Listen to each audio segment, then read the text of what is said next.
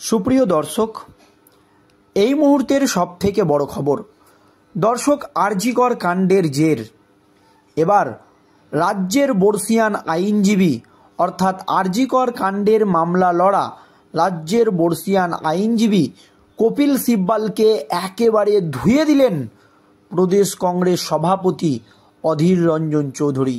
এবার কপিল সিব্বালের একেবারে পর্দা ফাঁস করে ছাড়লেন অধীর রঞ্জন চৌধুরী। দর্শক, এই মুহূর্তের সবথেকে বড় খবর কি জানিয়েছেন প্রদেশ কংগ্রেস সভাপতি, আজকের এই প্রতিবেদনে আপনাদেরকে ডিটেলসে জানাবো।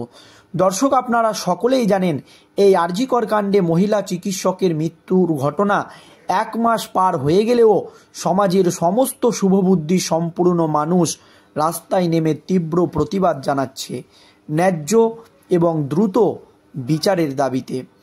এই আবহে আর.জি. কর মামলার শুনানি ছিল সুপ্রিম কোর্টে। তবে এই মামলার শুনানি সুপ্রিম কোর্টে উঠতেই রাজ্যের আইনজীবী বা রাজ্যের বর্ষীয়ান আইনজীবী বা মুখ্যমন্ত্রী মমতা ব্যানার্জির আইনজীবী কপিল সিব্বাল একটি বিস্ফোরক দাবি করেন। তিনি যে দাবিটি করেছেন সেটা সম্পূর্ণ ভিত্তিহীন দাবি।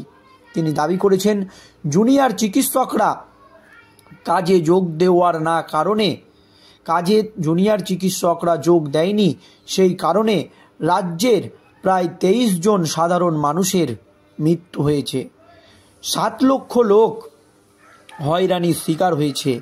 এই দাবি করেছিলেন রাজ্য সরকারের বর্ষীয়ান আইনজীবী কপিল সিব্বাল। তার পরপরই আরও বিস্ফোরক হয়ে ওঠেন জুনিয়র চিকিৎসকরা।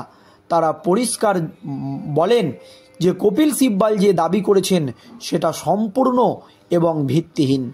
এই মর্মে রাজ্যের জুনিয়র চিকিৎসকরা স্বাস্থ্য ভবন অভিযানের ডাক দিয়েছে, যেখানে স্বাস্থ্যমন্ত্রী মুখ্যমন্ত্রী মমতা ব্যানার্জি নিজে আর স্বাস্থ্য ভবন অভিযান করে তারা একাধিক কর্মসূচি বা শর্ত রাজ্য সরকারকে তুলে দিয়েছে।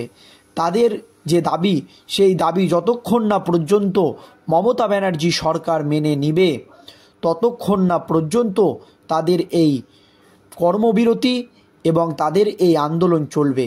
তবে কপিল সিব্বালের এই কথা শুনে সুপ্রিম কোর্টের প্রধান বিচারপতি D.Y. চন্দ্রচূড় ডাক্তারদেরকে মঙ্গলবার বিকেল 5টার মধ্যে কাজে যোগ দিতে বলেন। তবে সুপ্রিম কোর্টের প্রধান বিচারপতি D.Y. চন্দ্রচূড়ের এই ঘোষণায় বা শুনানির দিন যে নির্দেশ দিয়েছেন সুপ্রিম কোর্টের প্রধান বিচারপতি, তাতে কিন্তু একেবারেই হতাশ জুনিয়র চিকিৎসক থেকে শুরু করে সারা দেশের চিকিৎসক সংগঠন। আর এত গুরুত্বপূর্ণ এবং সেন্সিটিভ একটি মামলা লড়ছেন রাজ্যের বর্ষীয়ান আইনজীবী কপিল সিব্বাল। তার জন্য তাকে এই মামলা না লড়ার জন্য আগেই জানিয়েছিলেন প্রদেশ কংগ্রেস সভাপতি অধীর রঞ্জন চৌধুরী। তিনি আগেই কপিল সিব্বালকে বলেছিলেন আর.জি. করের মতো একটি জঘন্য এবং নক্কারজনক ঘটনার মামলা যাতে তিনি না লড়েন। তারপরেও কপিল সিব্বাল রাজ্য সরকারের হয়ে এই মামলা লড়ছেন, আর তার জন্য কপিল সিব্বালকে একেবারে ধুয়ে দিলেন প্রদেশ কংগ্রেস সভাপতি। মুখ খুলেই একেবারে বিস্ফোরক মন্তব্য করলেন অধীর রঞ্জন চৌধুরী। দর্শক, রাজ্য থেকে রাজনীতি, আর.জি. কর হাসপাতালের মহিলা চিকিৎসকের ধর্ষণ ও খুনের ঘটনায় উত্তাল সব। এই মামলায় রাজ্যের হয়ে সুপ্রিম কোর্টে লড়ছেন বর্ষীয়ান প্রবীণ আইনজীবী কপিল সিব্বাল। তিনি আবার কংগ্রেসের নেতাও বটে। এই নিয়ে আমজনতার প্রশ্নের মুখে পড়তে হচ্ছে হাত শিবিরের নেতাদের বা কংগ্রেসের নেতাদের। আর এবার এই নিয়ে মুখ খুললেন বহরমপুরের প্রাক্তন সাংসদ তথা প্রদেশ কংগ্রেস সভাপতি অধীর রঞ্জন চৌধুরী এবং কপিল সিব্বালকে একেবারে ধুয়ে দিলেন অধীর রঞ্জন চৌধুরী। আর.জি. করের ঘটনায় আসল অপরাধীদের গ্রেপ্তার এবং বিচারের দাবিতে উত্তর 24 পরগনার জেলা কংগ্রেসের নেতৃত্বে রাজারহাট চৌমাথায় অনশন এবং সত্যাগ্রহ চলছে। মঙ্গলবার দুপুর 12টা থেকে বুধবার বিকেল 5টা পর্যন্ত অধিবেশন চলে। গতকাল সেই কর্মসূচিতে যোগ দিয়েছিলেন প্রদেশ কংগ্রেস সভাপতি অধীর রঞ্জন চৌধুরী। সেখানে কপিল সিব্বালকে নিয়ে ক্ষোভ উগরে দেন অধীর রঞ্জন চৌধুরী। গতকাল অনশনকারী নিজের হাতে ফলের রস খাইয়ে দেন অধীর।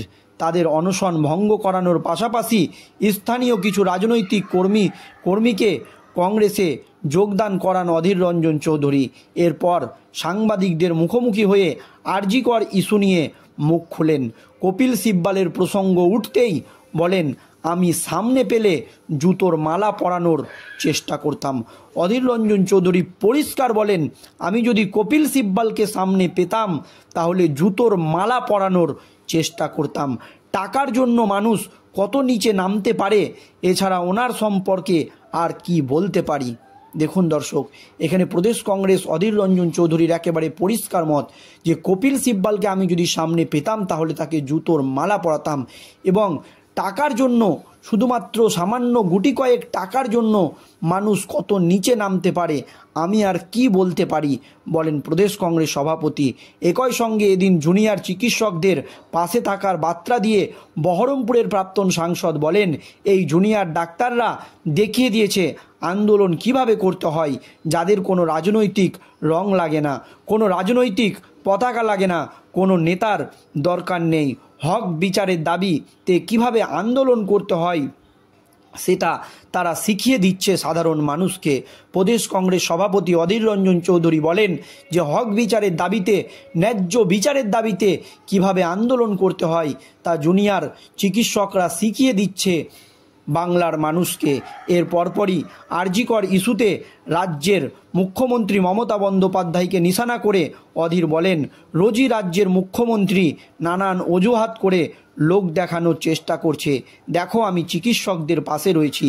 যদি মুখ্যমন্ত্রী সত্যিই সঠিক বিচার চাইতেন তাহলে তিনি গুন্ডা বাহিনী দিয়ে হাসপাতালে হামলা চালাতেন না, পুলিশকে দিয়ে ভয় দেখানো মঞ্চে দাঁড়িয়ে হুমকি দিতেন না। এখন এই সব যখন কিছু কাজে দিল না তখন নত হওয়ার ভান করছেন। যদি উনি সত্যি বিচার চাইতেন ও মুখ্যমন্ত্রীর পদ ও গরিমাকে সম্মান করতেন তাহলে জুনিয়র চিকিৎসকদের ডেকে পাঠাতেন, না হলে উনি নিজে চিকিৎসকদের সঙ্গে দেখা করতেন। এই মন্তব্য করেছেন প্রদেশ কংগ্রেস সভাপতি অধীর রঞ্জন চৌধুরী। তবে তার একটি মন্তব্য সকলেরই নজর কেড়েছেন। তিনি কপিল সিব্বলকে নিয়ে পরিষ্কার বলছেন যে মানুষ কত নিচে নামতে পারে কিছু টাকার জন্য। আর এই নিয়ে তাকে প্রশ্ন করা হলে তিনি বলেন, কপিল সিব্বলকে সামনে পেলে জুতোর মালা পরাতেন। এই নিয়ে এখন রাজ্য রাজনীতিতে একেবারে শোরগোল পড়ে গিয়েছে।